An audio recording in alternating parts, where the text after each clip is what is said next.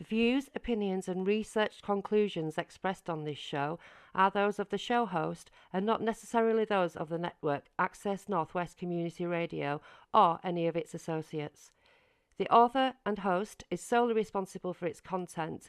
The author has made every endeavour to be historically accurate and factually correct based on the written, audio, and video claims of the person in question.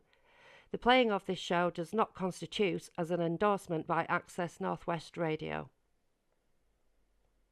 Hello, and welcome to Paranormal Mysteries on Access Northwest Community Radio here in lovely Liverpool. How are we all this week? Tonight, my guest is somebody that I came to know during the start of my investigation into the Larry Warren fraud. And once upon a time we clashed, but this was because of the dramatics caused by Larry Warren and the little fibs that he started to tell to me, and I kind of revealed the truth.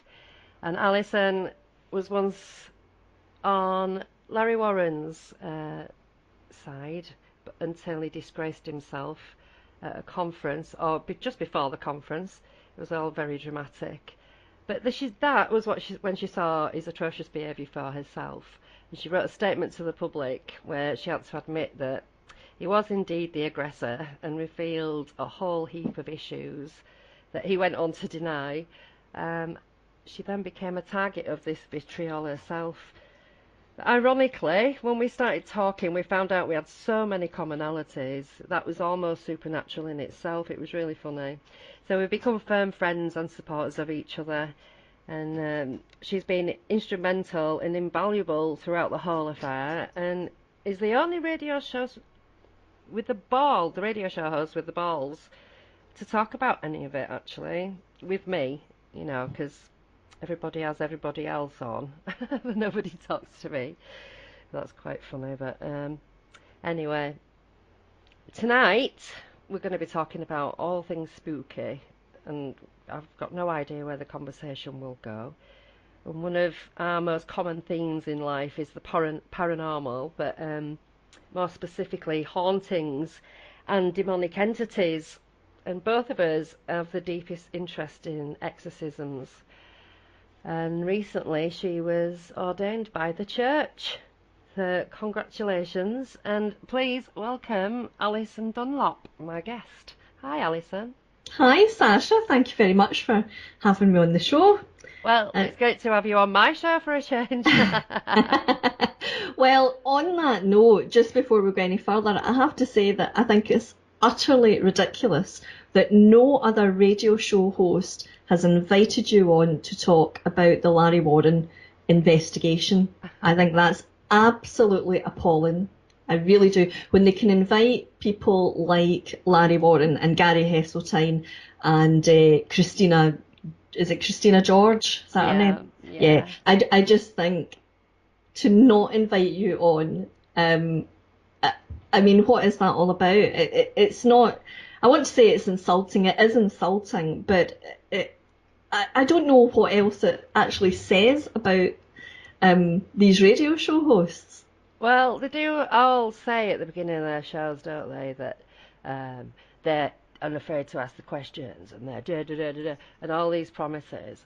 But then actually, they're more bothered about offending the bigger names in ufology, or, it's all this professional courtesy, which is what allows this kind of behaviour to continue. To carry on, yeah. So it's a case of, you can't talk to the source because the source is, it can't be controlled. And I think that's what it is. I'm not,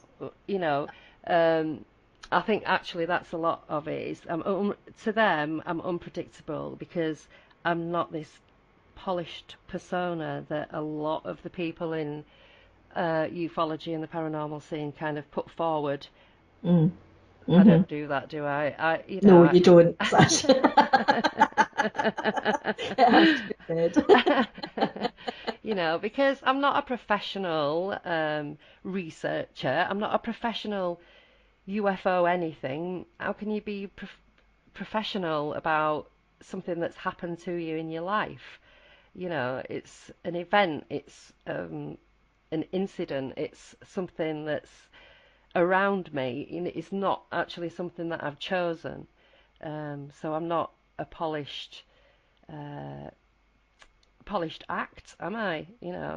And I don't have books and conferences all hanging on my behaviour, which I find to be very liberating, because that means that you can actually tell the truth and do something about the situation rather than just sitting on a fence, watching it all go on but not getting involved because, oh, I don't want to be bothered with that.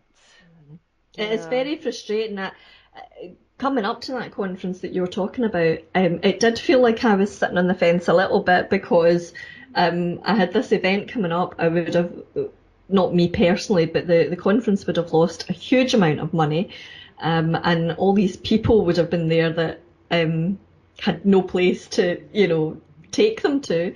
Yeah. It would just have been a complete and utter disaster. So a lot of the time I felt I was having to keep my mouth shut and just carry on until it was all over. At which point I kind of collapsed in a bit of a heap at the end of it. But I was so glad that we did get that sorted out and we talked about it and realised what was, been said had been a whole load of lies. Yeah, I think it just goes to show how the scene operates as well, because it's this kind of like, and we're all guilty of it. I'm not pointing the finger at you or saying that other, oh, people do this. I've done it myself. Is that we react. We don't choose our actions. We react to things, and we react out of, there's a little pile of reasons that usually denote how we will respond or jump to a person's side. We have these professional courtesies and, oh, well, they've done that for me, or, they've got a conference, so I don't want to upset them, and, all that kind of thing. But the scene is a bit of a nightmare because, well, it's a lot of a nightmare, isn't it? Because, like I said before, and like we've both said a lot, there's kind of like a wall of protection that comes up around people, but it used to be you and it used to be me when it comes to Mary Warren. We were part of that wall of protection, so yeah, that's right. we didn't question it. I didn't question him. I believed him because I met him and I listened to him and I looked at him and I thought, this guy's telling the truth. This guy's got PTSD. This guy's, he's like me, kind of thing. Yeah. He's not like one of them, but either the untouchables, the ones that don't respond anymore because they've had years and years and years of it, and it's the same thing for them over and over, isn't it? No matter who you talk to, like Travis Walton, imagine how many times he's had to talk about his experience. So people don't reply to you. They don't often get the emails, or you might be sending to an old email address or whatever. So, you know what I mean. I do. I do. But, I can't entirely, this, should you say, this wall of defence that's around them, these people that are around and they're perhaps even new to the subject, I can't entirely hold them to blame because, as you say, we were in that position at one time, but just hopefully through time they will read a little bit more and, take a step back, not get to, jump on the bandwagon and become a bit of a groupie, as probably I did. Because you kind of look up to this person and they represent something to you, and that's completely understandable. But and he does kind of make himself out to be a bit of a rock star, so that's all very, if he's a new person to you and you're impressed by that, then you might fall for it. But hopefully, but people are not falling for it, are they? They're not falling for this rock star story thing. No, not now. Not the ones that have not even the people around him. Because if you look at that Christina George interview with him, with Joe Montaldo and Gary Hesseltine, she looks so And they look you know, so bored, and he's bored. like going, yeah, so in the late 70s I was a PA to the Beach Boys, and if that was true, you'd be going, oh God, really? Wow, and I knew John Lennon, and I met him 3 times, and I did this, and you'd be going, wow, that's amazing, wow, and they're just like going, they've got this rolling eyes, oh my God, shut up, stop talking, It's oh, quite fun. It's and quite funny. But every day, like there's new people, probably joining his page, and because you see new names coming up, and you think, mm, right, you've obviously not read anything yet. You're no, a newbie to this subject, but hopefully one day you will. You'll see through all this, yeah. all these lies. Yeah, well, Uh, Gary's there saying that there's no evidence of him lying, but he was there, right there, with mm. the PA to the Beach Boys. He goes, "Oh, you were a kid then, weren't you, Larry?"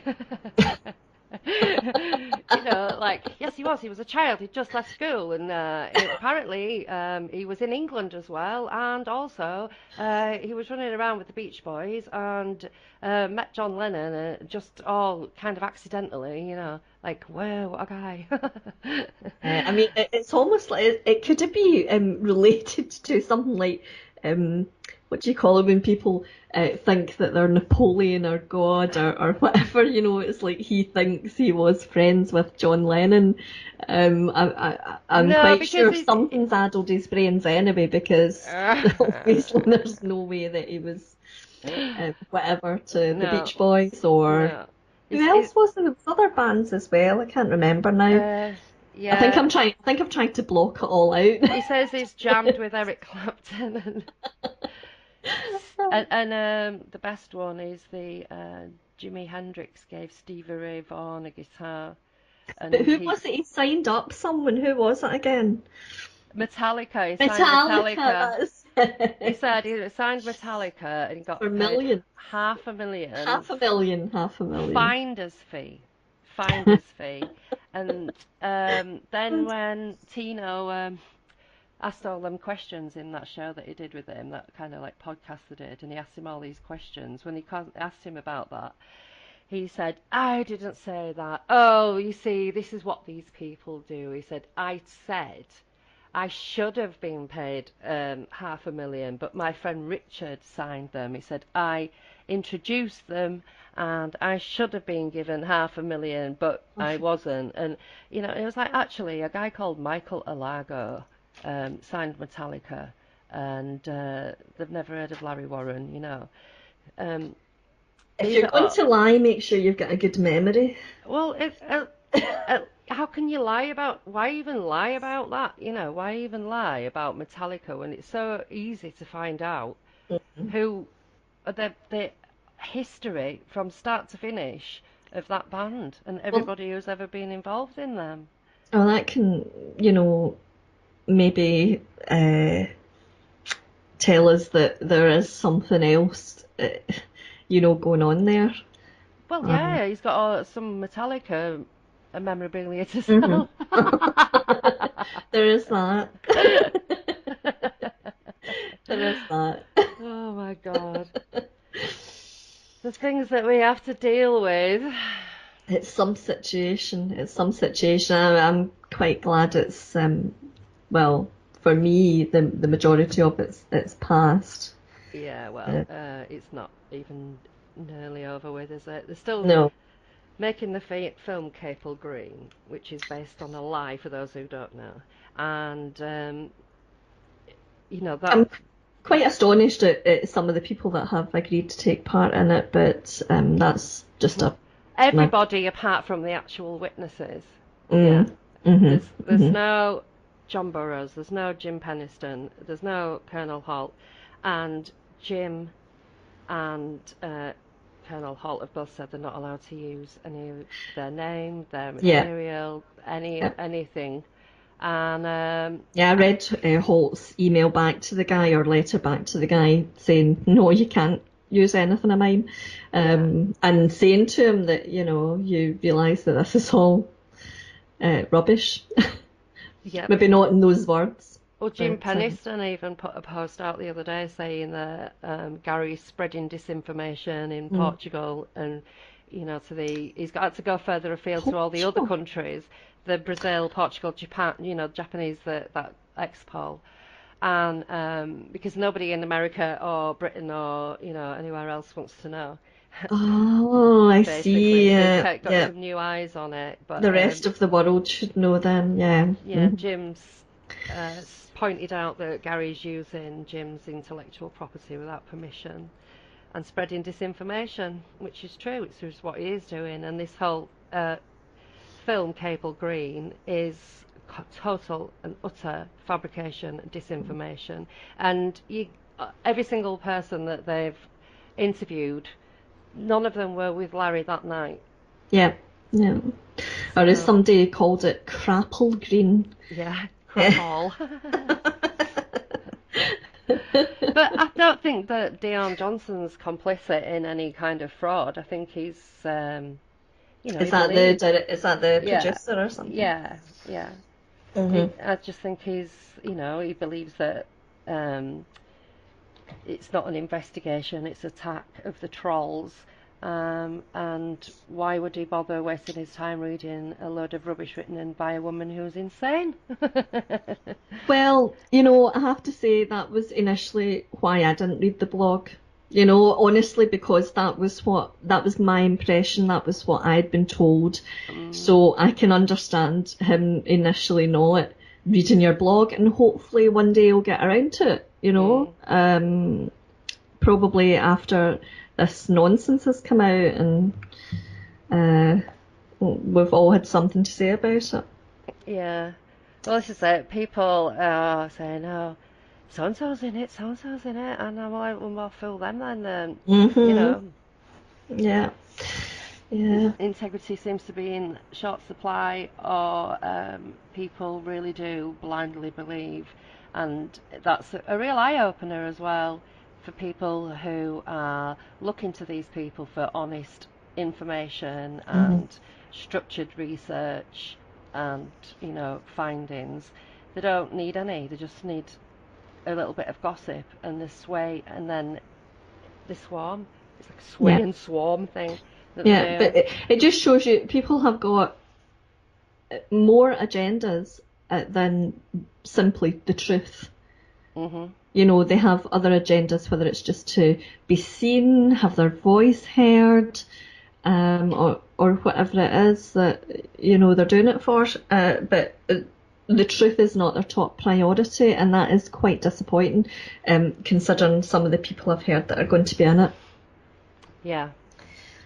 Yeah. And that's all I've got to say on this subject. Well, next year will be interesting because David Young and John Hanson are putting on a conference in Woodbridge.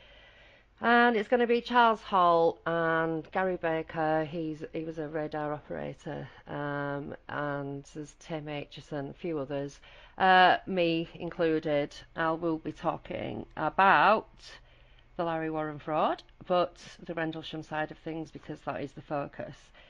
So all his fibs about that and how we can deduce that they are fibs. Good. I hope to get down to that one, actually. Yeah, it'll be good. It'll be a good laugh. They usually are. But John's going down a similar sort of road I did, as far as it being, maybe being a weapon systems test and officer aptitude kind of thing. But he talks once again, Dave. He said, "Oh, John Burroughs has just said this in a post, and it was about something that I'd said." So I corrected him because he keeps saying that I said that he wasn't there on the third night. I've never ever said that. I said I might have said that he wasn't there, as in on Capel Green with Larry. So like they all say to each other, "You weren't there. You weren't there where I was." That's what I meant. I've never said that John wasn't involved. I actually know that Larry got John and Jim, not John and Jim, sorry, John and Adrian and Colonel Holt's part was adapted to be, instead of it John, it was Warren and Adrian, and then Colonel Holt was replaced by some mystery officer. So I can totally see what he's done with all of it. That is what I shall be focusing on. heavily. Good, that should be good. That needs to be done. Well, yeah, because there's so many contradictions and I've found lots. I've just got a pile of them, and I thought, well, I can either keep blogging all this stuff, or I can just put it together and put it out as a book. And then obviously a YouTube video needs to be done for those people who don't want to read or can't Yeah. read. Oh, there's some people can't read, can there? It would be good to have like a book available, to sell while you're down there. That would, or if you, I don't know what your intentions It's are, going to but be an ebook basically, but I right. need to have a solid base for the documents to live. I can't keep relying on the flakiness of other people's YouTube channels and etc. Lots of transcribing because we can't always use people's, broadcasts, but we can use transcripts, etc. There's all sorts of little bits like that, but it's going to be mostly video clips, audio clips, and images. There's going to be a lot of that because it's not me postulating about him, it's him actually saying all these different things. So I'm just going to put them all next to each other so that people can say, well, that is totally blatantly lying. There's no escaping it. It's him in his own voice. That's him in his own words. That's him there in that video. He said that. Yeah, and of course some of the things that he said have been taken down off a certain website by a certain radio show host, Yeah. Which A few of them show the actually have been. contradiction. I think they've been tidying up. I think they've been tidying up because Tidying up all the mistakes. all the slanderous, libelous, defamation. That's what they've been doing. Yeah. I'm sure those things are still out there. They've probably been downloaded or recorded. Oh yes, you bet they have everything. And more than necessary. But you need to keep on top of the picture, don't you? You do. No, there's a lot of there's a lot of badness in ufology. I don't know, just now, I'm sure it's always been there, but it just seems to have got worse and worse and come to a head. Yeah, and that's why I've moved away from it, really. Me too. I'm not a ufologist. I do not research UFOs. What is there to research about them? What can you tell from the outside of a craft? A photograph of the outside of a craft, a video of the outside of a craft, or a tiny blob of something, or whatever. You can't deduce anything about its function, its ability, or its contents. There's just nothing to know. And it's just a lot of people arguing about what they think all of that is. I've got nothing to offer. I've got nothing to say. I don't even, want to be bothered getting it so deeply into the kind of postulation of any of that because it's just completely useless in my life. I've seen one, but I can't go back in time in the TARDIS and interact with that moment, so there's nothing I can know about it. Yeah, I think all that ufologists can really do is log down what the time, the date, all the information about it, who saw it, what their experience was when they saw it or whatever. There's not much more that you can do apart from that. But a lot of them are not even interested in the experience of seeing it. They don't want to know that. They're just kind of nuts and bolts. And the experience of it has nothing because apparently we have no idea how to observe. This is a misnomer that is spread around. If you're not some sort of academic, you've got no ability to observe. Well, most academics I know are not very observant at all. They might be completely intellectual, but as far as things going off around them, they aren't a clue. I tell you about it. I'm quite academic, and I'm so unobservant. It's unbelievable. There you go. You've just proven See, my point. there Thank you you go. very much. It's true. It's true. But I keep saying this thing about the scientific method, and I keep calling bullshit on it because there's nothing, there's no empirical data. There's little bits, maybe from you know, the very beginning of it all in the 40s and 50s, when observable speeds were insane, you know, thousands of miles an hour, and we couldn't achieve that, or we assume that we couldn't achieve that then. So, you know, there are little bits of things that we can deduce, like, well, it was there and it was fast. Yeah. There was But actually a video up on YouTube, and it's Jacques Valley, and he's, you know, trying to move ufology forward with the kind of research and what it can tell us and things like that. It was quite an interesting video, to the point where I thought, you know, to maybe harness some of that and put together a course for SPI Scotland. Maybe even to make it a general course, not just UFO investigation and research, but you know, other aspects of the paranormal. You know, but it was very interesting. I wish I could remember the name of it, or you know, what it's under or whatever. But no doubt I'll find it again. But he just seemed to have the right idea about the direction that we should be going in. can you remember what he said? No, not offhand. No, and it's actually been several years since I watched it. Yeah, but you know, if folk want to, you know, do a search on YouTube for anything like videos that he's got up there, then they'll maybe come across it. It's Yeah. very good. Well, isn't he the person who mentioned the trickster being a part of it? Because, you know, there's like there's kind of these themes in life, isn't there, where, you know, and it kind of verges on what we're going to be talking about anyway, where Kind of these archetype. archetypes pop up, and the trickster being one of them. But Yeah. that's not an actual thing. It's not like a man in a silly suit who's went a bit cheeky, you know, and kind of tripping you up on things like that. You know, that is deeper than that. That is the all interacting with us. This is that kind of synesthesia type thing where your environment is interacting with you, and that's And playing tricks on you, is that what it? well, Yeah. that's what kind of how I perceived him to mean. I don't know that Okay. there's Because some. the only person that I've heard using that term, I told you my memory's really bad. It's the guy that investigated the Highgate vampire stuff. Oh, It- oh my God, what's he called? I've forgotten. I know exactly who you mean. It's not just me then. No. It's not just me that has a bad memory. Is he the one who says he's a vampire and he lives down in? No, Oh, right, it's okay. the other guy. It's the guy that opposes him, and there was a quite Tristan. Is it Tristan? Tristan. That's Tristan Swales. Swales.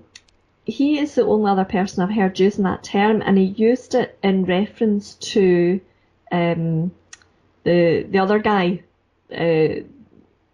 that we can't remember the name of. Oh, okay. Is it David something? Yes, it is. It is David Farrant. Farrant? Maybe. I don't I'm remember. sure it's. Something like that. I'm sure it's David Yeah, Farrant. he thinks he's a vampire, people. Yeah, an actual one. He lives in, was it Bournemouth, where all the old people live? I think he's quite old, actually. He is. I saw him down at Reading. I met both Tristan and him. Well, I didn't actually meet him, but I did listen to his lecture, and he said in it that he doesn't believe he's a vampire. He believes that he saw something that was. He doesn't believe in vampires, I think was what he said, but he saw something in there that resembled one or something to that effect. But he is quite old now, and he actually looks very ill, to be honest. I don't know how he's doing just now, but he looked very ill when I saw him. But Tristan said that he felt that David was come under the category of trickster. And he also said it in relation to Larry Mm. as well. So, he was using it in relation to actual people, Yeah. and it coming through their personality that that there is always in society there is a person, somebody who will take on these attributes. Well, there are like 16 personality types, aren't there? That was So there's kind of like four subsets and four subsets and four whatever. I can't remember. I've forgotten what the scale's called. But basically, each one could be overlaid with an archetype. You know, the kind Hmm. of behaviours and uh, morals, bit and deviances and good bits. You know, there's a whole range of Which people. archetype are you, Sasha? I no idea, do you know, because I don't even know how to see myself because I've got about 25 billion things going on. So I don't even know who I am. I don't even know what I am, you know. I don't. All these people go, oh, you know, I am, I say, think we're if I knew who I was, I would the say, Wabnaby witches. Wabanabe, yeah. Maybe that's our archetype. I don't know what kind of, I don't know what anything is anymore. Do you know what I mean? I've seen so many weird things, and then I've understood how the solar system works, and it isn't this kind of flat plate of everything little marbles rolling around a ball of fire. It's this Hmm. crazy comet activity with us spinning around like in a spiral vortex. And when I saw that, I just thought, what are we? that looks Yeah, I that looks think to be honest, that would probably be something like the shaman archetype or mm, shaman, however you Well, people prefer say, to "What's my pronounce it. worldview?" I say, "My worldview is me hanging out in space, looking down at the planet." Mm-hmm. That's what happens to my head when people say worldview. I don't look. The world is crazy. I don't know how to see it. Hmm. You know. As an archetype, I don't think I'm fixed. I think I'm mutable.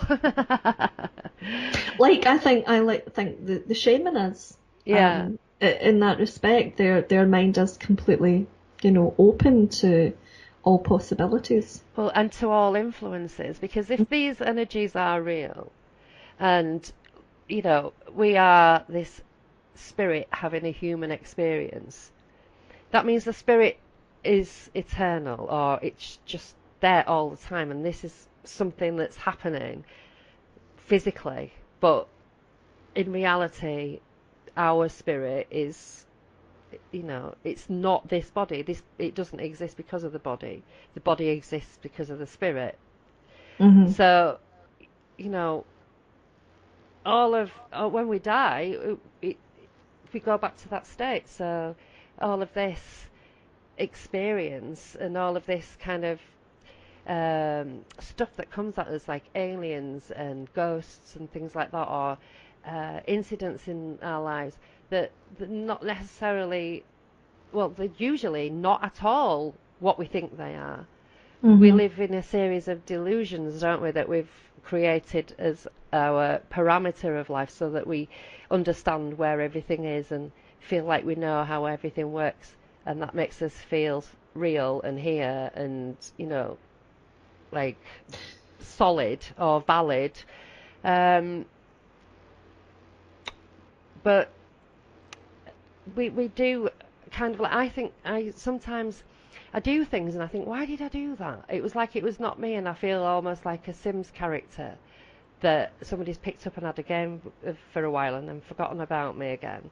Because I do things and I feel like it was an influence thing, and I wonder, is that me wanting to do that? Am I just a puppet to these archetypes who are playing a game? Like, in Jason and the Argonauts, the gods were playing with man. It feels a little bit like that to me sometimes. Hmm. Okay, that's interesting. I've not heard anyone ever, describe it like that Well, that would before. be the archetypes existing as they exist and Hmm. influencing man. They don't influence man en masse. It's on an individual basis, isn't it? So we kind of embody these archetypes for a while. Could be a little bit Joan of Arc one day, and you know, and a bit of Mother Teresa the next. But then, you know, a little bit. I can't think of anybody really bad that I can say. You know, Hitler? like, I don't know. yeah, something a little bit. Yeah, okay, could be a little bit fascist for a day. You know, a little bit militant for a day, or you know, is that personality? Is this the archetypes acting out their thing, using us to do that, or you know, because it does feel sometimes that free will is a total illusion and that everything is panned out. Because when you look back on life, you think that had to go like that. If these, Yeah, totally agree.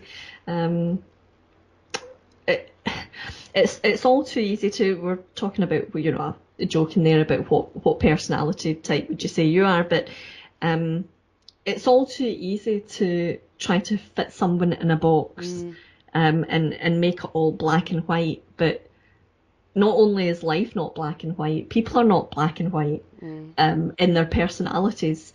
They are an array of personalities, an array of attributes.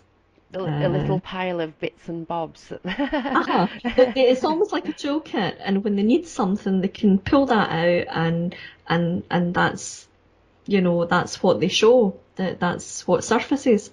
But it doesn't mean so. I mean, so say sometimes somebody can be a bit nasty, but that doesn't mean that they are just 100% a nasty person. They also might be quite a loving person, you know, in another situation. So it is easy to look upon people as being, you know, 100% something, and it doesn't give you the whole picture. No. Well, my foundations have been sort of not shaken. I don't know what it is. Maybe strengthened. Who knows? When I started doing this course with this exorcist bishop, Brian Ouliet, I'm sure that's how you say it. Anyway, if you watch Ghost Adventures, he's been on that a couple of times. So, you know, I'm at the beginning of the course, and he's kind of telling me a lot of the things I already know, and it's quite interesting because he's telling people in the group, you know, you've got to throw all your beliefs away because they're all wrong. Everything you believe is wrong, and he's in, you know, you think, oh, that's a bit strong, and people are having these little crises of faith, but he was right. We just think we know what things are, but we don't. The actuality is completely different to the perception, you know, and so he's kind of saying that we are a spirit having a human experience, and that is completely true. So that it means that we exist in spirit already, and that this is the human experience. So when you die, you're going to meet yourself. You're going to be there waiting for you because you were a spirit having a human experience, so you're already there. And I was just like, what? So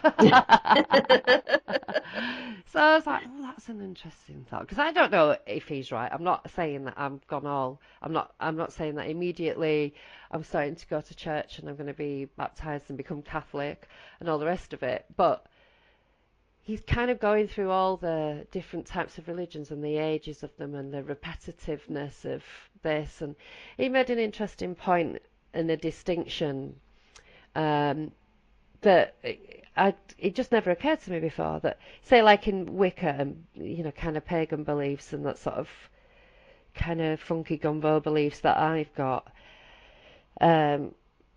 Wicca and those things, they worship God's products, is what he's done, not what he is. So we worship the earth, the sun, the moon, you know, the food, this, that and the other. And so that's not actually worshipping God. I just thought that was really interesting. And sorry, go on. And because of that, that's why I wanted to talk to you, because I thought, ooh, I know, I'll have some good ideas about this. Well, I think that's a great way to put it, because being pagan, that was how I felt, that that, you know, it's more about the material world, as you say, what God made. The trees, the nature, whatever. Because paganism is primarily, a nature-based religion, for most pagans anyway.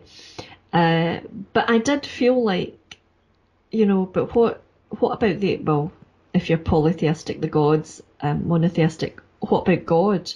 And that was, I think, why Gnosticism was quite appealing, because it's almost like a pagan take on, you could apply it to any religion, but a pagan take on Christianity, because I felt myself being pulled towards that, just because I was investigating it, trying to find out just get my head around what Christianity was. And I'd never, managed to do that before. I was brought up Protestant, but it wasn't really, forced towards me. Yeah. But, became pagan later on. But, Gnosticism, to apply that to Christianity, it's to look at the symbolism behind, the mythology and the the church itself, the Eucharist, and it opens it all up to you. You can walk into any church and get something from it when you do that, whereas just to walk into a church and be told certain things, I didn't really, take much from that. It's all about the kind of spiritual stuff as well, isn't it? It's like salvation, spiritual salvation. So, for example, the Eucharist. Now, before you consume the body of Christ and the blood of Christ, etc., you have to go through certain processes. You have to be baptized, and you have to, there is a process. You have to earn that right. This is kind of magic. And when I say right, I mean it's R-I-T-E, not R-I-G-H-T, because all of this is ceremony, and ceremony is essentially magic. And if you skip steps, then spiritually that's unsafe, Yeah. And so I've kind of been learning about the dangers that I've been putting myself in because I've been unskilled and unsafe. And that doesn't stand just for Christ, that's for any of these things, any of these archetypes, Odin, or all of that, whatever you kind of, the wrapping that I'd put on God was sort of, it was a distraction, because I thought, I don't believe in God. I think, that God's a narcissist, and love me, or all the rest of it.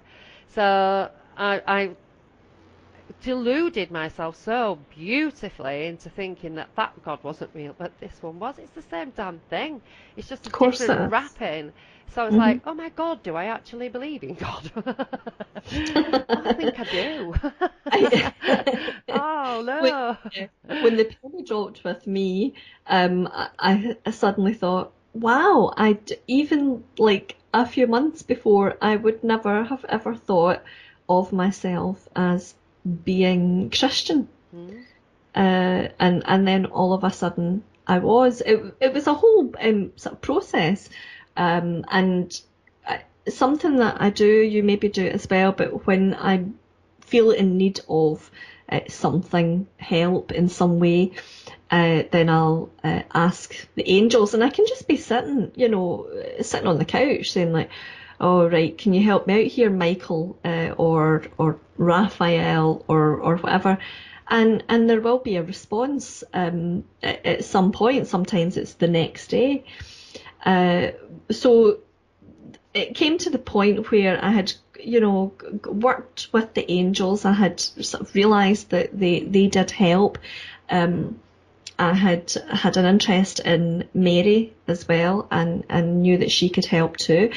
And I thought, I'm looking at all this Christianity stuff. I can see that going to church, doing this, that, the next thing.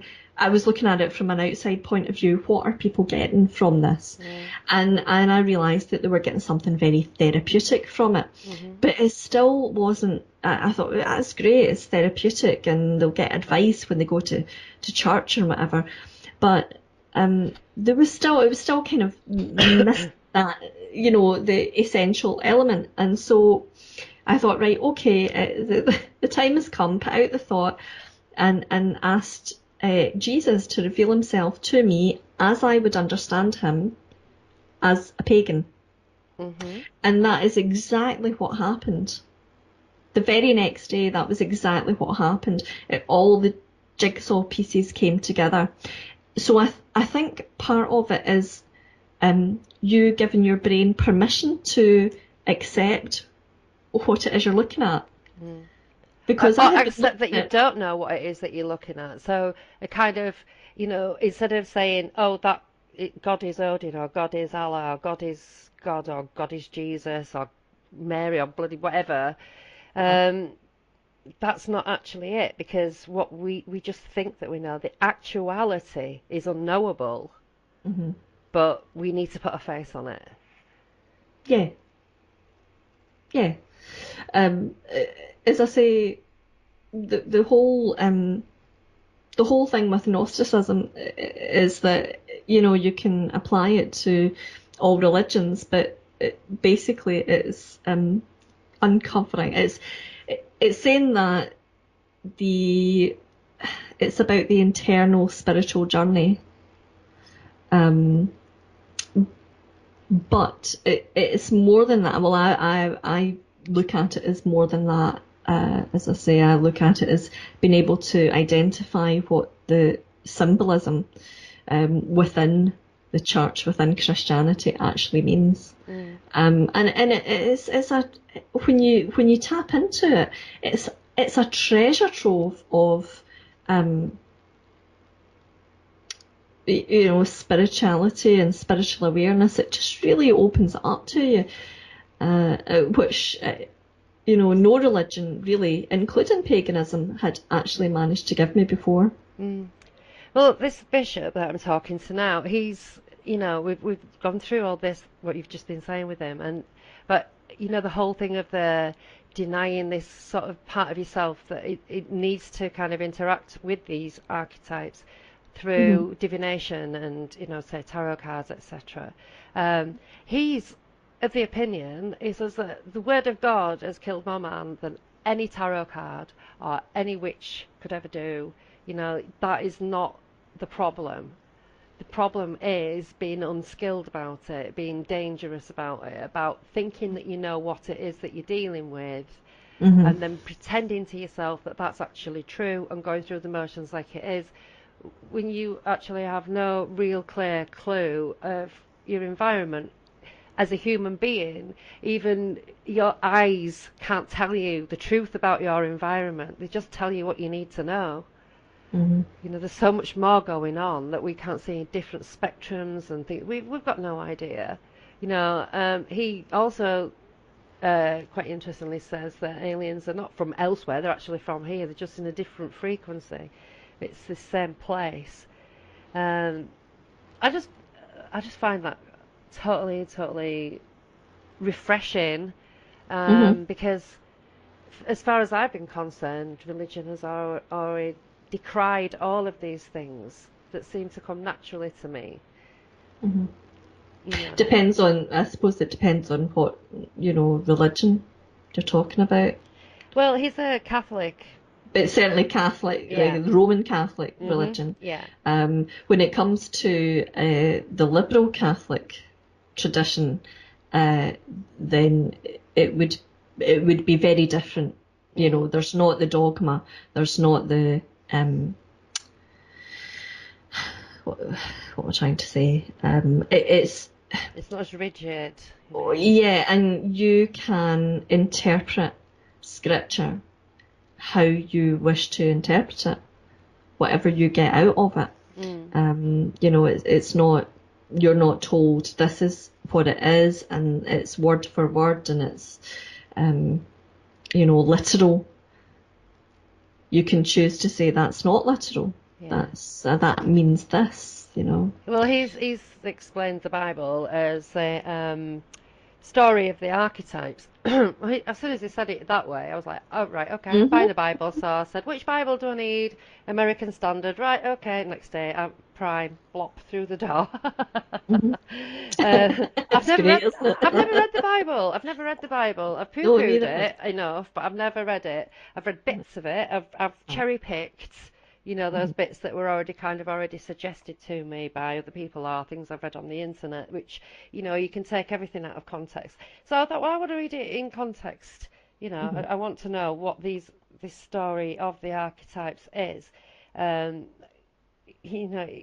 kind of things that, all the end of time stuff and all, those are things that repeat themselves in various places, all the earthquakes, fires, famine and locusts, etc., all that kind of stuff, that just happens.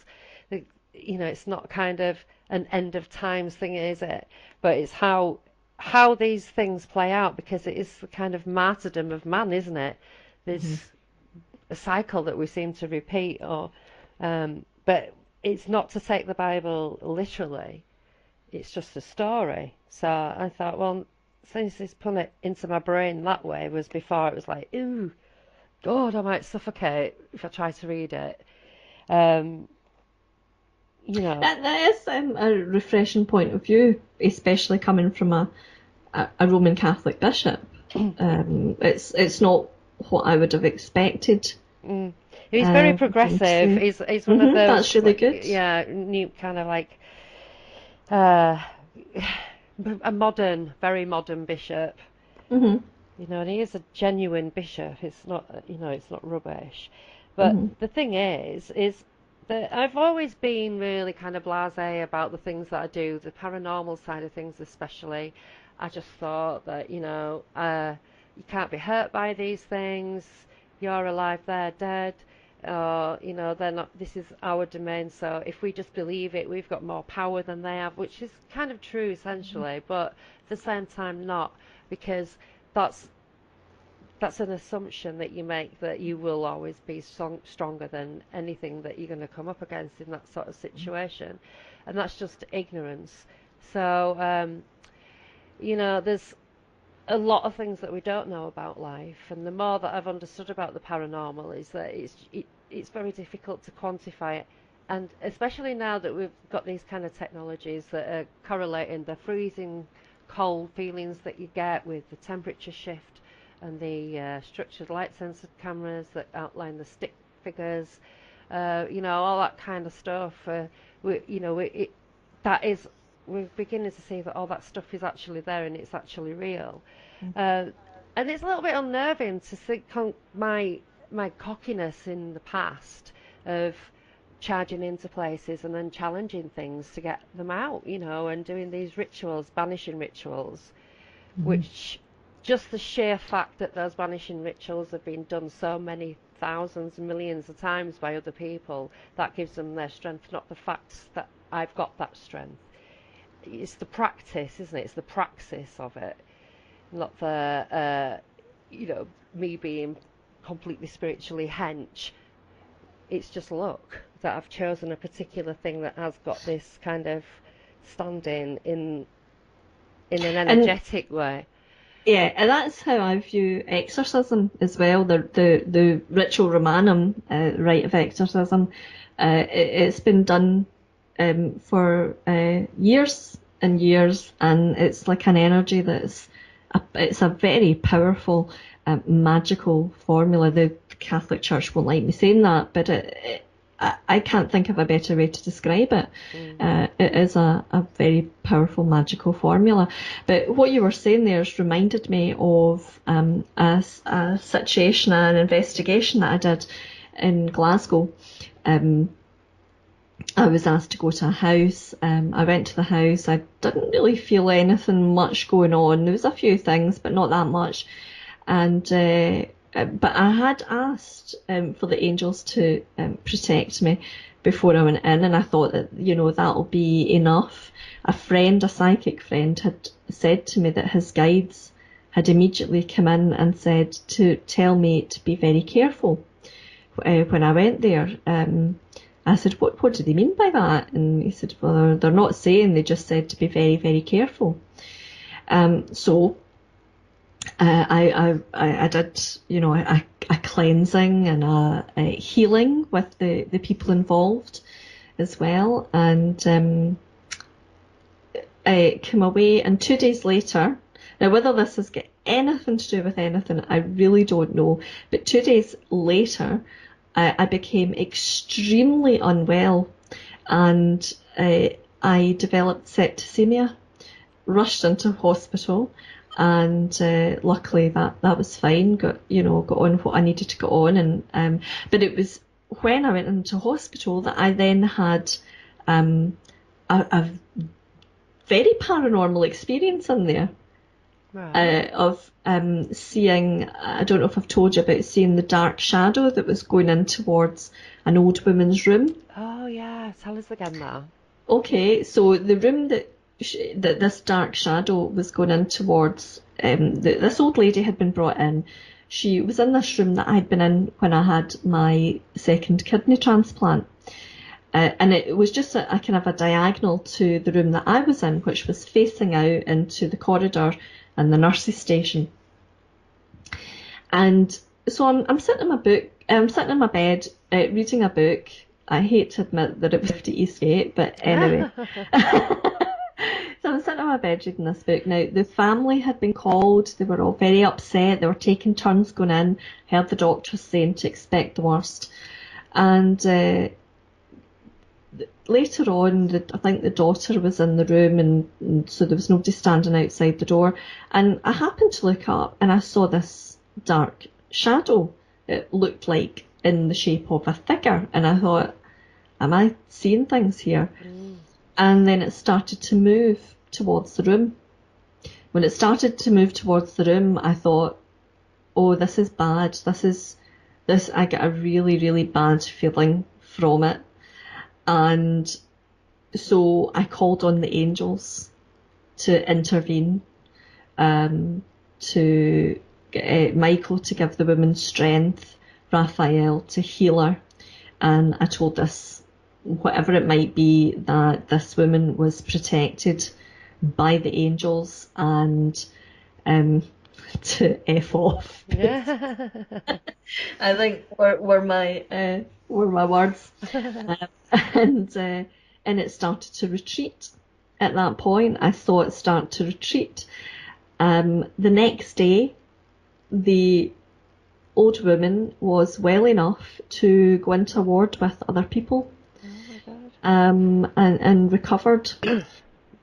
So, I mean, actually saw her walking out. I mean, she was a wee bit fragile, and she was, had somebody holding on to her arm, but she looked quite happy and smiling. And I thought, wow, they were given like worst case scenario yesterday, and all of a Yeah. sudden she's like looking like that, and she's off to a ward. That's great. So I asked one of the nurses if I told her what, my radio show and what I was interested in, and she said, oh, you would have loved it in here last week. She said there was a man in the ward down there, and we were woken up in the middle of, he woke up in the middle of the night, and we were alerted. He was screaming out and said that somebody had been trying to pull him out of his bed by his feet. And they got him back into bed, settled down, gave him a cup of tea, got him back to sleep. And one of the nurses later on went in and was putting something into a cupboard, and she just felt a hand go down on top of her arm. And I think you probably couldn't see her for dust. Yeah. She just ran out screaming. And the nurse that I was speaking to, she said there is something out there, and occasionally we see it out of the corner of our eye. I And wonder she, if somebody had died who was trying to get back, they didn't know, and they were just trying to get back in their bed. Get out my make me bed. get out of my bed. Yeah. Maybe, but she pointed like from left to right where I had seen that shadow moving back and forth, and said that it's out there. It's out there Uh, somewhere. And I thought I didn't tell her actually, in case they took me to the psych ward. yeah. I didn't tell her what I had seen or what had happened, but I just found that very interesting. Yeah. Well, I've always found all that kind of stuff about angels really cringeworthy. And when I spoke at your conference Hmm. a couple of years ago, well, come when I finished my talk and I went to get a cup of coffee, I got collared by this guy, and he was saying that he had a message for me, and he didn't know why he was there. He'd come on this urge, and as soon as he heard me talk, he knew he was there because because of me, and that he had a message that I had to talk to the angels and all this stuff. And I was like, all right, okay, funny. I've been thinking about the angels. You'd sent me them angel cards, and I thought it was quite, ironic and a bit quirky that he was talking about this. But, I said, well, I'm just standing in for somebody. It was bit of weird how this talk came around, and he was like, "You're here because of me. The angels arranged it for so that I could, for him. It was all because of him." And I sort of thought, well, I know what you're trying to say, and I was just like, "Oh, right, yeah, yeah, nice one, thanks." And off I went. And then, it got on my nerves after a bit. I thought, I've actually put myself out there for years and years and years, and this has all come about for me speaking here now, not because I'm supposed to be there to get this message from the angels and he's my messenger. It's because I've worked my arse off.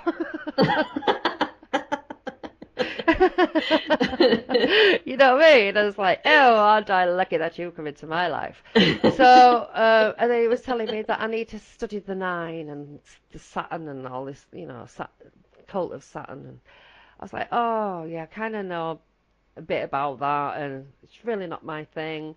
Um, you know, it's a bit dark, really. Uh, but I thought, coming in telling me to invite the angels into my life, and then Saturn's one of them, and obviously Saturn is Satan.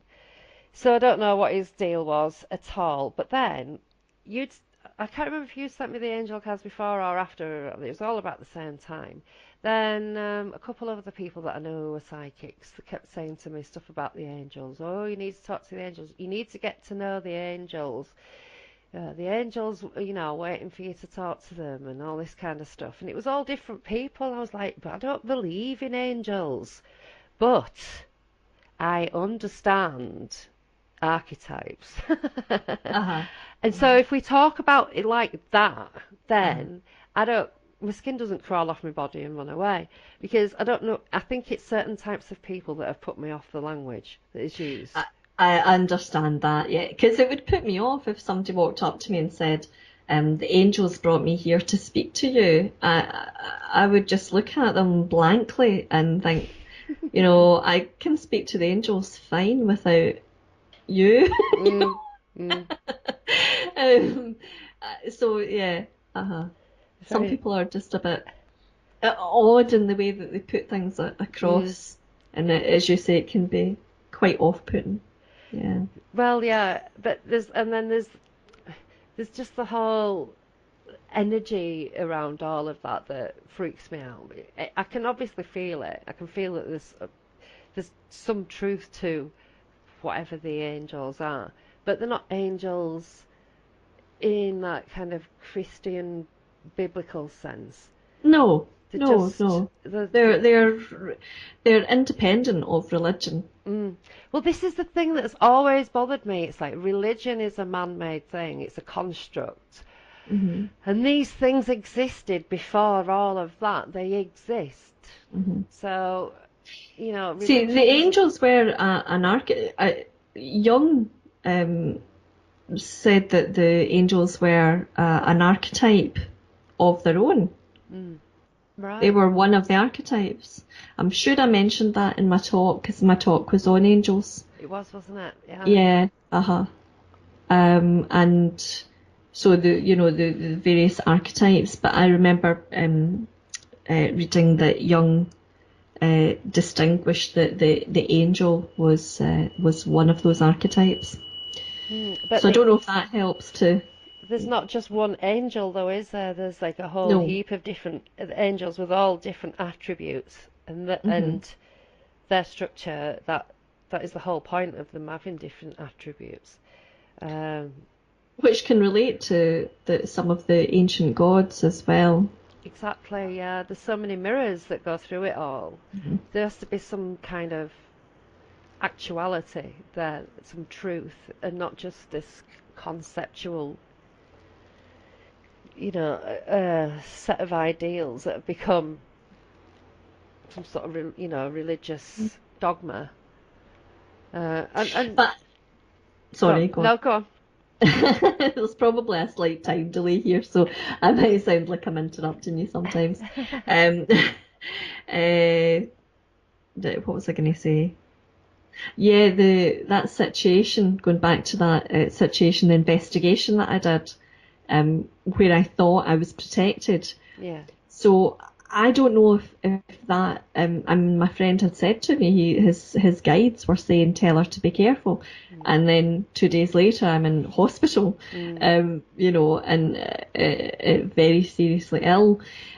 So I don't know what I did wrong there to not protect myself Yeah. because I thought I had. Yeah. Well, I think that comes down to that whole process thing again, isn't it? Of connecting in with these archetypes so that they're working for us, not against us, Hmm. Hmm. and not properly acknowledging, you know, them, or just assuming that they're going to help you because you've decided to be a dumbass and go into a haunted building thinking that you know it all. That's me. I'm That's a bit like me. that. No, that's totally me. That is totally me. And I started watching that Amy Allen recently, and I was like, oh my God. Is this all? Is this what it is all around us? And we're just kind of like wandering through these hospital corridors, and there's things crawling along the walls. And I recently watched Help My House is Haunted. I've not seen this one, it's a new one on me. And they use a structured light censored camera in the cellar, and then this figure appears, but then it turned into this kind of like, it looked almost like it's start of a box, but I figured it looked like a spider. And then when they went outside, the psychic had this massive spider drop on him, so I knew it was a spider.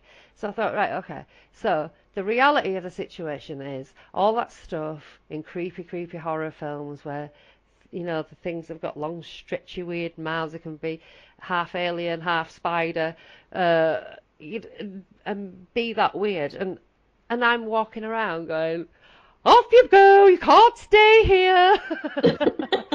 Wafting a bit of sage around. You know what I mean? It's like, how deluded. So I'm like, right, okay, I need to kind of take stock a little of what it's got. But the thing that I think that has actually saved my backside in those situations is the banishing ritual. So that is set in stone as a way of clearing a space. It's an actual thing now. It's been done that many times. It's ancient. So I think Is that it and one of the Crowley type, lesser yeah, lesser banishing type banishing. Yeah. thing? Yeah, okay. So you're Okay. calling down the light, you'd had all that, acknowledging the watchtowers and all the rest of it. Hmm. Raphael, Uriel, Gabriel, Azrael, Michael, or whichever ones you want to use. Hmm. So that has been something that I have done without even totally understanding that whole thing of calling on those angels. Hmm. So I just, Very interesting. but it's so deluded, and I realise that most of us just are completely. We pick a set of things that are convenient for what we want to do, and pick those beliefs, and then we act like that's an actuality, but it's not. It's just a delusion. So I'm now obviously thinking, well, I don't want to be throwing myself into a nest of demons with a little bunch of sage and a bit of frankincense and some well-meaning sigils, you know. Mm. Yeah. Well-meaning sigils. Because that's what I just feel like everything's become. It's all very well-meaning, that, you know. You're nuts. I know this.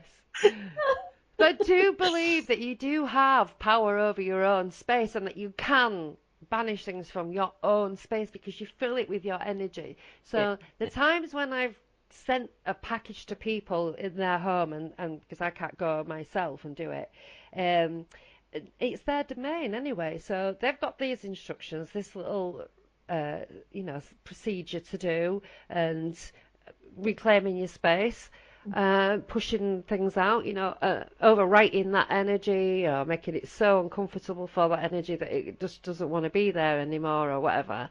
I think that's got some validity because I've actually been a haunted person all my life and I have weird things that come and go, and I think it's things that have drifted in and disappeared again because they've followed me or my kids or whatever.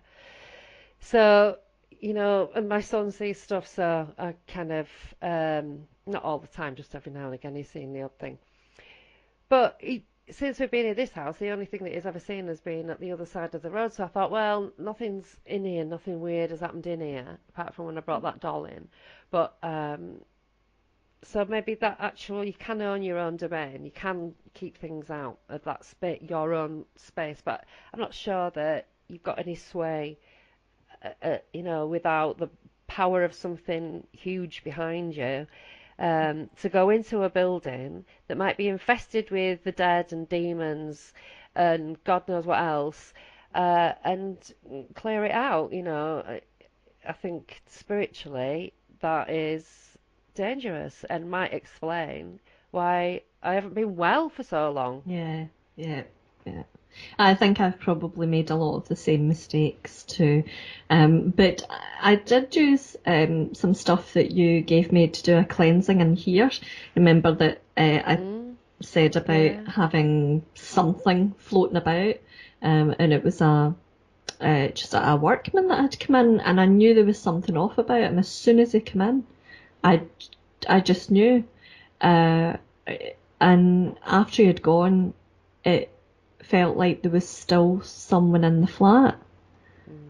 And through the night, there were noises in the hallway that were annoying the cats, but they wouldn't get up and go and look. I think they were a bit freaked out, but they were just both staring out into the hall.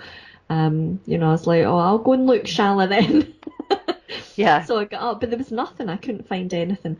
And then the next day I came through, and as I opened the curtains and went to the kitchen, as I was walking away, it sounded like this thud, like a book being slammed on top of another book, or a hand being slammed on top of a book, or something like that. And I turned around. I thought, what was that?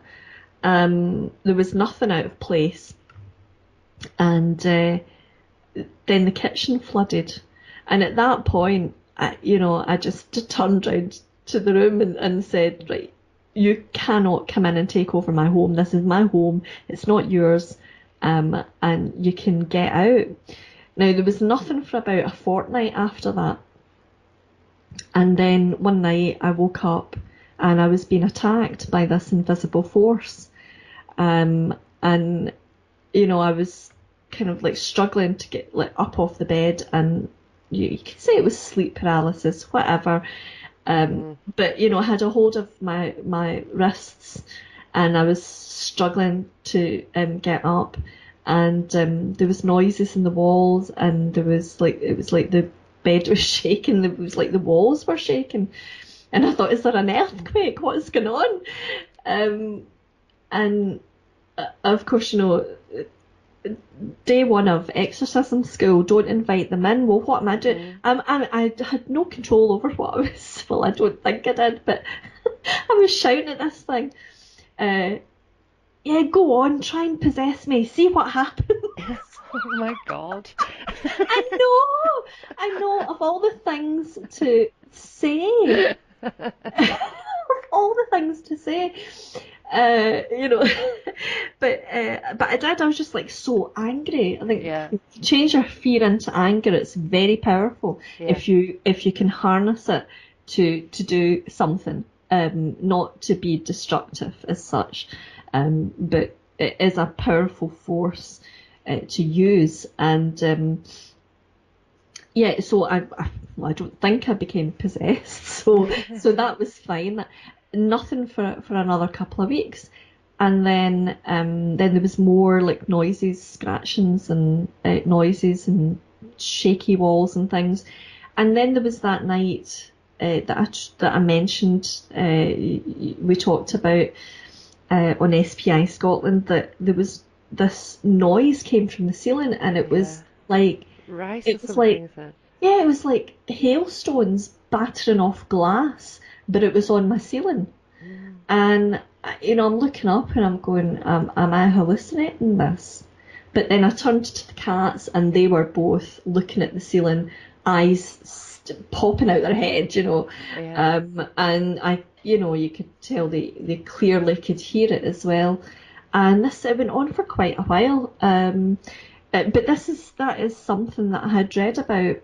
At that point, I was actually writing my talk on demons and exorcism and possession, and there was a report of a similar thing. Now, whether it was just my imagination was getting the better of me, but you know, I write other things, and strange paranormal things don't happen when I write about other things. You know, but in this case, this report, there was shaking walls, scratching sounds, and there was this like hailstone on a window on the ceiling. There was all these things were mentioned in this report. Was it Father Reisinger? His name was. It was a case back in like 1918 or something like that. It was really far back. And I thought that's very interesting. Maybe it's just my imagination has taken over. But obviously, you know, when the cats are hearing it as well, what's going on there? It's not just my imagination. But that was I didn't have to do anything else. I had done a massive cleansing before that, and maybe that was it. Just going. I don't know, because in this report it said that after a cleansing or an exorcism, which was basically what I did, I basically did an exorcism in the house, that these, it's not even, maybe it's residual energy, but it didn't explain it in those terms. But I'm sure it called them something like night walkers, or it was a term like that they can linger about after an exorcism and make these noises and things like that, but otherwise don't seem to do very much else. So I've had nothing else since. But yeah, I think when we it's like you know, when you look into the abyss looks into you. When you start looking at this subject, it starts to manifest, and so you do have to be very careful about, you know, what you're even like what you're reading and what you're watching and what you're writing about. I don't really think if you've got if you're very open to these things, I'm not really sure if there's much that you can do about it. I mean, there's maybe various things like closing down your third eye and protecting your, like, visualizing protective bubbles around yourself, asking the angels, whatnot. But there's far more religious people than either you or I who have been haunted by various things. So I'm just really not sure what else you can do apart from that. You know. Yeah. Well, it's like, I'm talking about going looking for it. So I stopped going looking for it. I stopped going, I've done a couple of paranormal investigations and what have you, but, I don't even need to go looking for it because I can walk into a charity shop and buy a little doll that I want to decorate to make it look spooky and bring whatever it was into my house through my front door. You talk about inviting it in. That's exactly what I did. I've become quite convinced now that because I'd put all these barriers up out for basically because my son was scared and he'd seen a couple of things, and I knew he wasn't lying because his hair was shaking. You know what I mean? He was trembling like mad. Oh no. So I thought, right, I'm not having this again, not after that last house in Leeds. So I would really, really went to town around the entire property and inside, top to bottom and out and round and the whole garden. We've got a drain outside the kitchen door, so I did a bit of ewa-woo-wah over that as well, and kind of left under the trees to be whatever the spiritual blah it is because it's just a big bank of trees at the bottom of the garden. But he'd seen half a man made of smoke walk past the gate, and then he said he saw a red man. He was all red and he had no face. His face was just blank and red. Stood on the corner staring at him through his bedroom window. And, he tried it on a couple of times after that. I said to him, I know when you're lying, don't even bother, or I won't believe you one day, because when his hair's shaking, I can see that he's trembling, you know what I mean? I know. So I know that you say, with kids you've got to be careful, you can encourage them, but that actually is true because I believed him a couple of times. He tried it on, but I said to him, don't even lie. I know when you're lying. I said, I can tell in your eyes do something, and I'm not going to tell you what it is. I told them all that, and they all believe it. And they're like, oh. Somebody said that to me once, that I did something that showed them that I was lying with my eyes, but they told me what it was, and I said, it's because I knew that I hadn't been lying. I said, it's not that I don't do that when I'm lying. I do that when I'm uncomfortable with the question. Yeah. So it's not actually that I was lying. It was when I was answering you, I was uncomfortable answering that question. Yeah. But, so I think whatever I've done, there's been nothing in the house really, apart from when I brought that doll in and all them flies were on the door and Daisy Has was all having, that stopped now? well, more or less. There was something happened the other day, but I'm not entirely sure that it was paranormal. My son walked through the door in the living room from the hallway, and this little doll of my daughter's, it kind of flew past him and like he'd thrown it. But I knew he hadn't thrown it because his arms were by his side, like kind of like shut the door and turned to go in the room, and this doll just kind of like flew past him. And he stopped and he looked at me and he looked at the doll and I went and looked at it was one of them like that happened. But I don't know if it was caught on his top or what. I don't know. I didn't see the other side of him just like fly across the room. But why would it have been on him anyway? Because he'd been up, So it just didn't make sense. So that's pretty much the only weird thing since then. But I did. Well, that's good. I did sort of completely suffocate the house with frankincense and stuff like that, Well, I used you gave me black salt. I used that on my door. I used holy water from Carthan Grotto, and that I had also blessed as well, and holy oil that I had made myself. Yeah. And all these things were like around the entire house, and salt, consecrated salt, and incense. Well, I used so many herbs I don't even know what. All the asafoetida and cinquefoil and sage as well. But I use white salt, black salt, pink salt. Salt and sulphur, and salt and chamomile. Well, they What say else? that demons don't like sweet fragrances. Uh-huh. Yeah. Obviously, it's kind of the opposite of demonic is something sweet. Mm. So things like frankincense and myrrh, which is a little bit sweeter than, Yeah. say, sandalwood, Mm. would be a good thing to have burning. Yeah, I do. I have both of those, and I use them in the house. But I've gone round the garden with them as well, and I've got brick dust and black salt and everything on the doorways, all around the windows I've been as well. Obviously not the upstairs windows, but I've done them from the inside. Hmm. So you can only. I think one of the things that the bishop was saying is that the main thing of it all, which ties in with my kind of magical and occult knowledge, is intent. Your intention Hmm. is, if you have a pure intention, then that's a really powerful thing.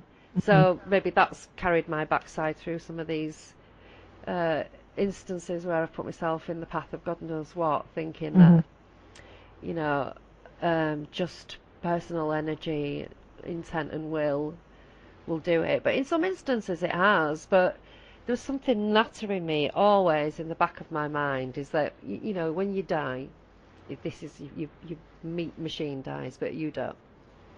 And whatever you've learned in this life, you take back with you as knowledge. And I've had a lot of dealings with the Chaos Temple, and I know quite a few Chaos magicians, and they're quite a scary bunch, really. Some of them are not, but a lot of them are quite odd. It really attracts the misfits, and they do really strange things. And I don't think they really believe in what they're doing, because if they did and they knew what energy they were creating and making magical entities and things like that, and I don't think they'd actually do it if they could see it, like in Harry Hmm. Potter world, if they could actually see what they were doing. Hmm. And one of the things that concerns me is that I actually named one of their meetings.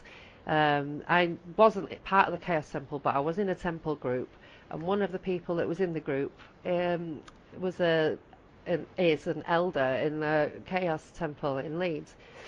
Um, and she was put in on this event, a gathering, and she was trying to think of a name, and we all kind of sat there thinking, oh, what should, like trying to help her.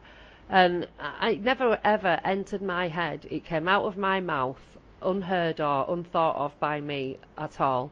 I just said, Northern Rights, and she just looked at me and wrote it down, and that was it then.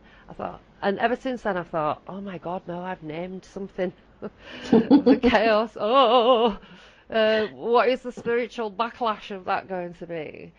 So I haven't got to that lesson yet with the bishop, but you know, there are consequences for all the things Hmm. that we do, and we're just so unaware, and they're really influencers.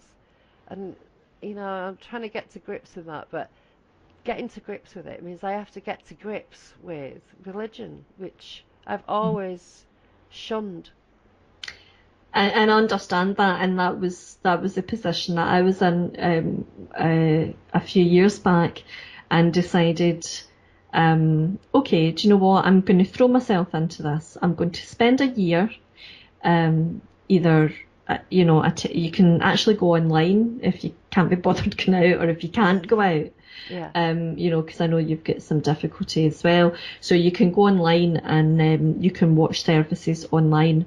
Now, so what I did was I'd either, take part in those.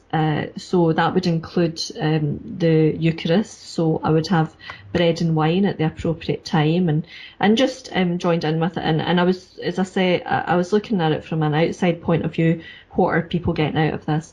And it really. Also attended a church nearby.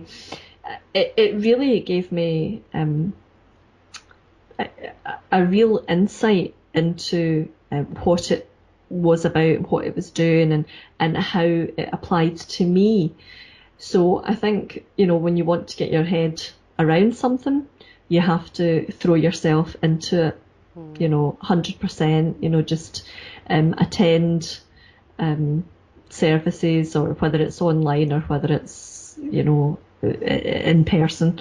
And you'll probably, it won't, maybe not like the first couple of times, it'll probably be something that if you just observe from a distance, over time, you'll realise what it is that's happening. But I have no idea what goes on inside a church, because I haven't been to a church service probably since I was about 7, maybe even younger than that. I do remember actually going into a church a couple of times, probably with my grandparents, because my dad's an atheist and my mum's really not religious at all. Mm-hmm. So I've assumed it's all really dull and boring, and that I'll just fall asleep, or or my head will start spinning round and I'll start spewing green slime, or have a heart attack at the doorway. I thought sort of maybe thing. that would, when I was baptised, I had an exorcism done as part of the That's the baptism. interesting thing for me, because somebody I was talking to said to me, you probably need an exorcism, because I lived in that haunted house. I've had loads of haunted stuff all my life.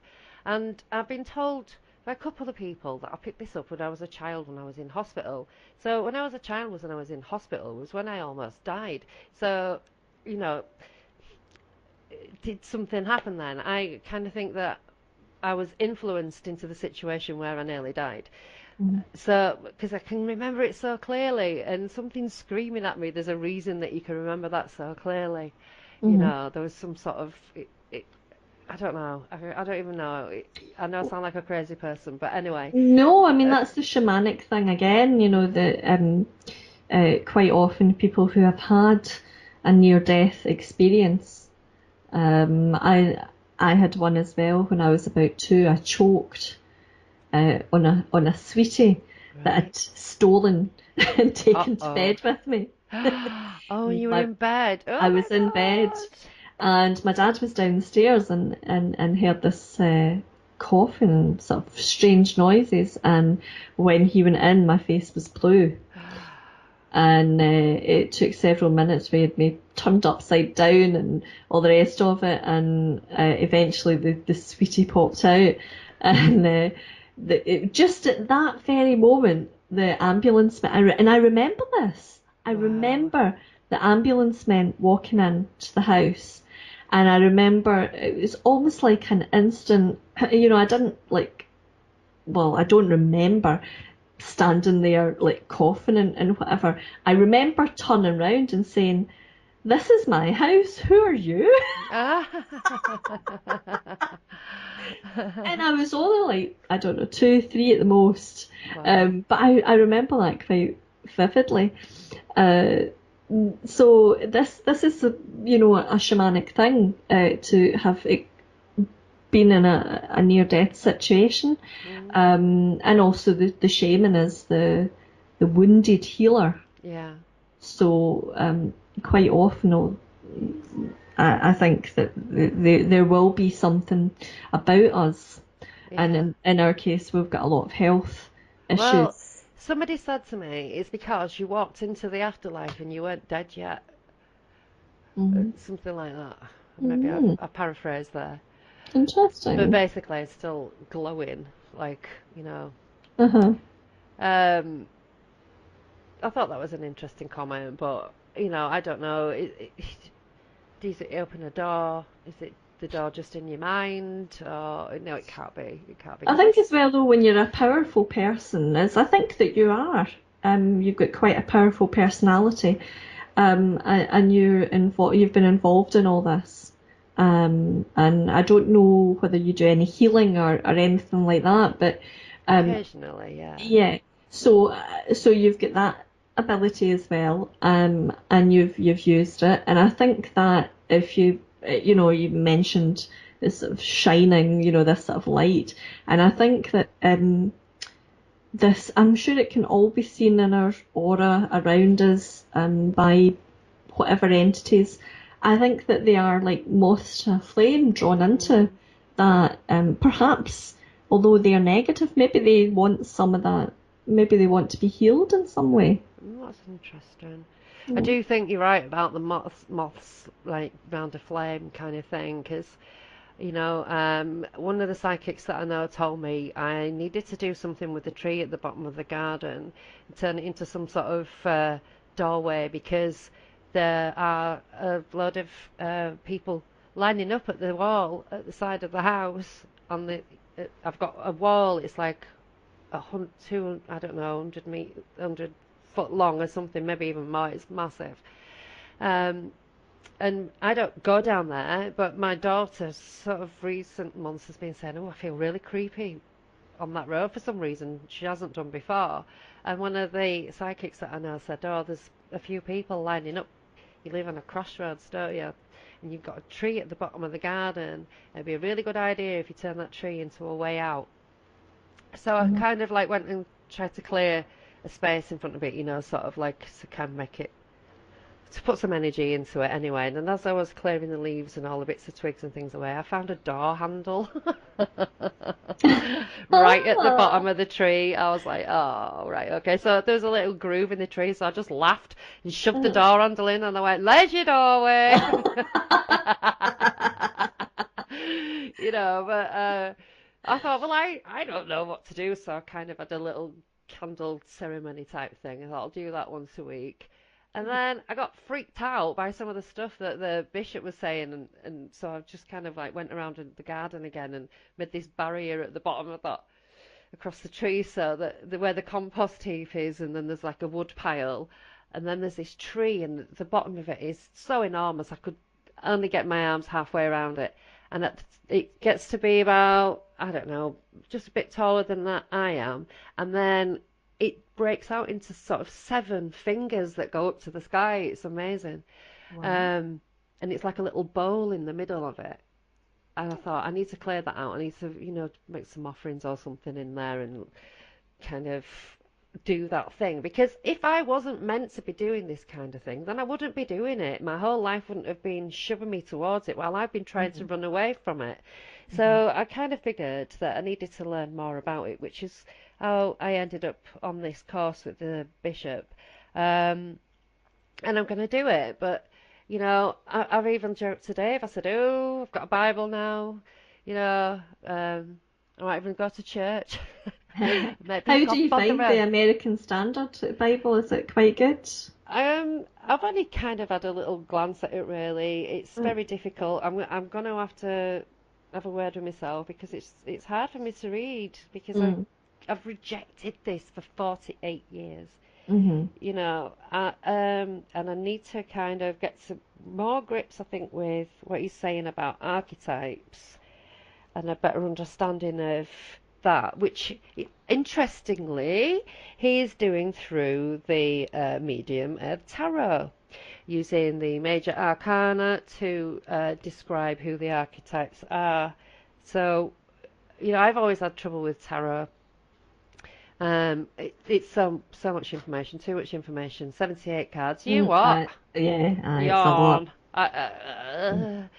I've got ADHD. Things like that make me want to go to sleep just thinking about them. So I've had some intuitive moments with them, but when it's come to the kind of like reading the books and looking at things, it's just Yeah. like yawn. No, actually, I'm quite the same. I only really read them intuitively. Mm. So, yeah.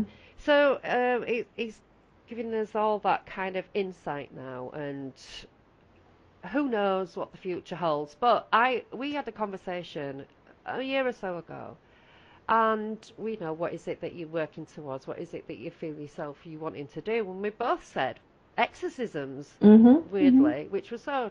I've never met anybody who say that, which is crazy, because then obviously some archetypal manoeuvrings have been going on to even give us that mirror. Mhm. I just. Well, definitely, because it's not just that. There's other things that we are very, very similar about. Mm, But yeah, that is definitely. I've felt that for the last few years, and then I remembered that the place that I worked, this guy there, this was years ago, had decided to give us all names, like nicknames, and I said, "What's my nickname?" And he said, "The Exorcist." oh, And I was like, "What?" And I don't know why he said The Exorcist. Like, just maybe my interest in horror films, or being, I started the Pagan Society at the university, and I don't know if it was that, but I didn't know what I'd given them the impression to call me the Exorcist. Yeah. It was a strange one, but it is my favourite film, The Exorcist. That is true. But I just feel like everything has kind of come together or I'm being guided in that direction. Yeah. I know exactly what you mean, and I totally agree with you, because I feel like I've been shoved that way myself, and it doesn't matter what my interests are. I have spent a lot of time in the UFO world, but with the whole time I've been the paranormal stuff really, really pestering me to the point where it's like I can't ignore it. It won't go away. I have to deal with this. So, and I don't know. I can see myself going down the same route as you at some point in the future, where I am right now. But that might change, because I do change my mind a lot. And it might just be another part of my learning, and maybe once I understand the energies of all these archetypes, etc., I aren't going to need to be in, in a religious setting, or going to church, or being baptized, or anything. I don't know what around. You might not. I mean, another quite important thing about actually physically going to church is that.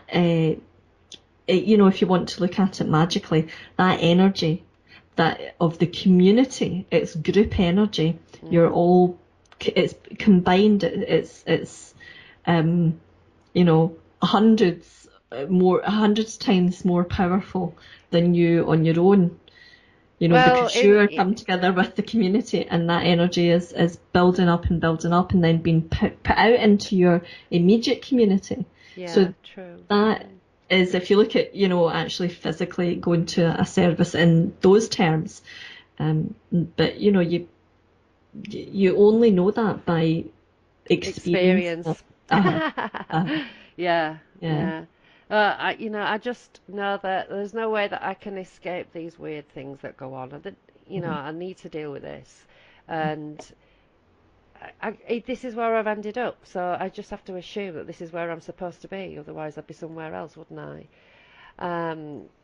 And I assume that everything that I've ever done is integral to all of this, and everything that I've ever done is all tied into this, because it's everything that's ever happened to me. This is not like me getting a job. It's me finding a way to deal with situations in my actual living life. I was at someone's house at the weekend, and something happened. I can't explain what, because it was just a sudden difference in the air, very cold. The dog was frightened. The dog actually crapped itself in the corner. It was so scared. And I'm like not at home, and I'm like, okay, I don't know what to deal with this, because I can't engage with something in somebody else's house, because that's an invitation and it's not my place. Just have to pretend it didn't happen. You know what I mean? I got to be able to deal with it, because it happens to me, and it happens to me kids as well at times. They get all freaked out. They can feel it going off. We need to know how to deal with it, and I think I've been extremely naive in the past, and I don't like to be naive. I like to be educated, and the only real way that I can learn about these kinds of things is the same way as you have. Well, I felt that I needed the backing. I don't know if that's the right term, but as you said at the start of the show, I was ordained as a deacon with Bishop David Parry, and it's the Valentinian Gnostic Church, which we're trying to start up some meditation circles. He was also ordained with the Old Catholic Church, which we've now all left. But Yeah, I was in it as well. Now we decided it wasn't such a great place for us, but not because of anything. Like, obviously you watch films and there's always Catholic priests with or nuns as well doing Yeah, yeah. exorcisms, uh, and it wasn't because of that. It wasn't because of the imagery. It was because I think that when you're ordained, there's a certain um, I don't want to use the word power again, but you know, you're given this connection, more of a connection. I don't really know what I'm trying to say here, but it felt like in order to be any good at exorcism, in order to feel like I really had the right to exorcise anyone or anything, any home or whatever, I had to be given the authority to do that Well, that's exactly by right. God.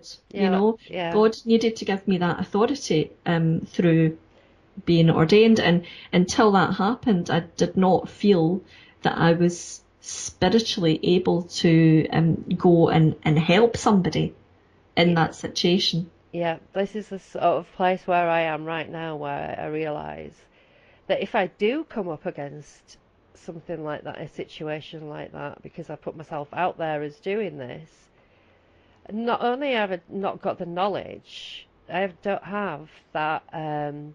It is backup. It's that kind of it's power, but it's not your power. It's not making Uh-huh. you It's powerful. It is God's the power. power, the energy of Uh-huh. the all, God. Yeah. Um, and you're allowed to use it. You're allowed to do that. This is official. It doesn't hmm work if it's not official. Yeah. You don't have Yeah. it there because it's like every single thing that is done is, even though I know that this is not light. It's a ritual. It's a magical. It's magic. hmm So it's then law. It's written in energy that you can't change that. That's how it is. And of If course, I you was don't. to, sorry, No, if go I on, was go just on. to go sort of wandering into somebody's life, saying, "Don't worry, I can help you with this," you know, that is going to be dangerous for even more people. It's not going to work. Um, oh, but people are doing it, and this is the thing that scares me. hmm So I'm glad that. It's not to say that you only have to be a Christian stroke priestess, stroke minister, or whatever, to do something like that. I mean, you could be pagan, you could be a shaman, you could have, your authority could Mm, still come to you, but you have to know that. You have to know that yourself if that authority has been given to you. And I didn't feel that it had until I had been ordained. I've still to be ordained as a priestess. A deacon is like a trainee, if you like, yeah. but still with the more or less all uh, the duties of a priestess. Um, So you'll be so referred to as Reverend Alyson I Dunlop. I can be, and then I think don't know if I'm right in saying this, but I think when you're ordained as a priestess, then it's the Right Reverend. Ah. I think that's because I heard David referring to Alan Cox as the Right Reverend, and he has been ordained as a priest with the Gnostic Church. So through David again. So at the moment in the UK, there are only three of us: Oh wow. David, Alan, and myself. So as far as I know, and as far as David knows, Interesting. I mean, there are other Gnostics. As far as I know, what I'm saying is Yeah. that I don't think they've been ordained with the Valentinian Gnostic Church. So it's, yeah. Oh, So well, I'm I'm the Reverend only of the woman. Church of Judaism. I can't. Church of the Flying Spaghetti Monster. I have a certificate. Yeah, good for you. Excellent. Yes. Love it. But yeah, I think Have you got Netflix? yeah. Have you seen The Devil and Father Amort? Or No. Amorth, as it's TH at the end, but I think it's pronounced Amort. Father Amort was the Vatican priest, the old Vatican priest that Oh died yeah, yeah. a few years back. And it's William Friedkin who directed The Exorcist, who has done this documentary where he speaks to Father Amort, and he actually witnesses and films an exorcism, and it's quite disturbing, quite spooky, but very interesting at the same time. So you should definitely I've written check that that out. down. Yeah, I'll definitely will. Yeah, The Devil and Father Amort. The devil. Very, very good. When I showed it to my mum actually, and she was really creeped out. She doesn't really like stuff like this at all. I love Just it. I can fall yeah. asleep watching it, and people are Oh. freaking out. Yeah, she's my mum doesn't like really the paranormal ufology subject either. But when I said, "Oh, why don't you just see this?" And there's neurologists on it who are looking at it and who are saying, there's more things than heaven and earth. Mm. And they say that this woman, she's not putting it on. A lot of them think that it is some kind of neural condition, that or what's the word, like hysteria, Okay. or something akin to that. That they just don't, well, kind of do have a term for it. They call it trance and possession disorder now, but they do acknowledge that it is a thing, Yeah. and they do acknowledge that exorcism can rectify that thing. Now, unfortunately, that woman was on to her, I think it was her 10th exorcism. Oh. I think actually the one that was filmed was the 9th exorcism, and Father Amort died before her 10th exorcism.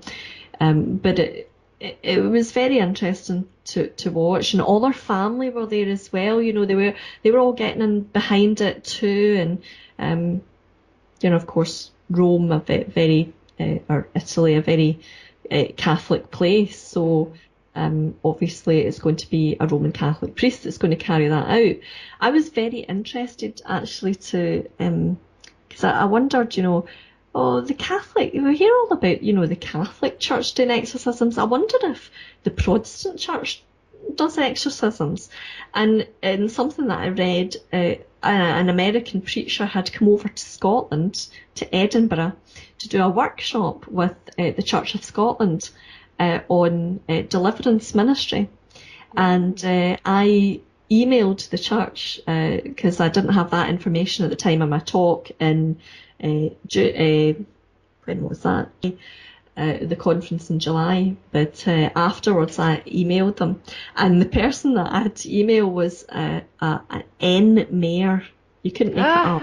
N Mayor, Ms. N Mayor, and I thought she's going to think I'm having a laugh here asking about this, but she was very nice, and she said we actually have a report that's done, and here it is, and makes very interesting reading. So I'm going to be hopefully using that to put into a book on the subject. But I said to my mum, did you realise that the Church of Scotland believe in evil supernatural beings? Because my mum's Protestant, and she's like, no, really? I said, yeah, so if you're a Protestant, then you have to believe that too. She's like, just looking at me like, are you kidding me on? That is interesting though, because as most people find out when they have something going off in the home, and they go to the church just don't want to know. They're not interested.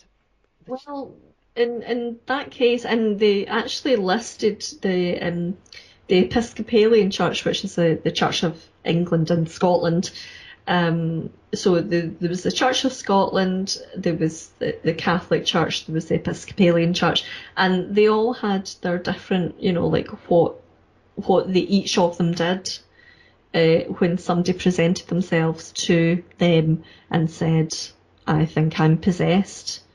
But as far as I know, they don't they don't say that's not a thing. You can't be, go away. But they will go through a process of, or at least the Catholics do go through a process of come to church for X amount of weeks. We need to observe you. We need to do a psychiatric evaluation, or not them, but they have someone do a psychiatric evaluation. They don't just jump in. Yeah. As has happened, and I've heard people saying, that they've done an exorcism with somebody and without all of these things being in place. So if somebody is actually has a psychiatric issue and you're doing an exorcism on them, well, not only is that not helpful, but it's also reinforcing the fact that they're possessed, not mentally ill. Yeah. So, that's why I say the Catholics have got this wrapped up. They know what they're doing. Even if somebody isn't Catholic, I would still say to them, go and speak to a priest. Yeah. Unless they're in Glasgow, you can come and see me now. But, they do have it sorted. They've got their formula, their sort of magical formula. They've got a set way of doing things. They don't just jump in. They're very responsible about it. They're very responsible about it. Well, that's what I mean about the difference in being unsafe and being safe. I've been unsafe because I don't know what I'm doing, and that formula that they have works. So, obviously, and this is what the bishop was saying, is basically, if you don't have all of that information that they have, then you're unskilled and you're unsafe. So, so that's why I'm doing it, because I know that I don't have to be a priest or a bishop. I just need to have a relationship with these archetypes who influence all of our affairs. Definitely, yeah. And on that note, we've reached the end of the show. Oh, that was a good conversation. It was. Thank you very much for having me on. It's one of my favourite things to talk about. Me too. Me too. And very interesting, because I know you have a background in religion in your education, so, I'm probably going to be Alyson. As the bishop says, when I ask all these questions, oh, that's in a lesson ahead, and lesson such and such, and you can't skip the process. Says, but I'm too impatient. I want to know everything now. So you never know. Well, thanks for coming on and Good talking luck, to me. Yeah, I'm probably going to need it. He might need it with me. He told me I was very wordy. I said, yes, it's been said. No, I would like to do that course as well. I've done Kieran O'Keefe's course, and that was very interesting. Yeah. All right. Well, I'll have to have a word with one of the nuns who does all the admin side of things. That would be good. I'll email her, and then she'll email you, I should imagine. Cool. Fabulous. Excellent. Ooh. Okay. Well, thanks for coming on the show. Everybody, next week, another guest, another super interesting one. Catch me on Facebook and Twitter. We've got a Paranormal Mysteries on Access Northwest page, and also if you want to catch any of the other shows, tune in at www.accessnorthwest.org.uk, and I'll see you next week. Bye everyone.